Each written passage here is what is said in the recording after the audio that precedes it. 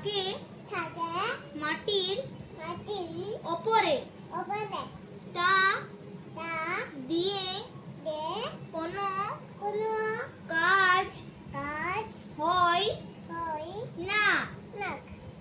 বোকা কুমির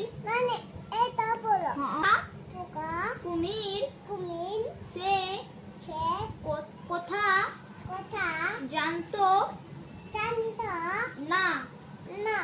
সে ভাবলে বুঝিনি আলু তার গাছের ফল মানে ফল। এটা বলো এটা হ্যাঁ এটা পড়লি বলো ফল।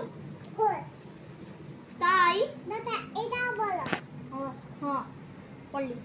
তাই সে শিয়ালকে ঠকাবার জন্য বললে গাছের আগার দিক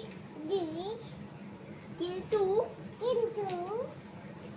আমার আর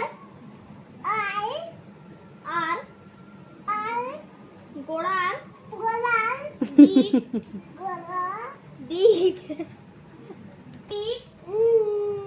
গোড়ার দিক তোমার। শুনে শিয়াল হেসে বলল আচ্ছা তাই হবে। তারপর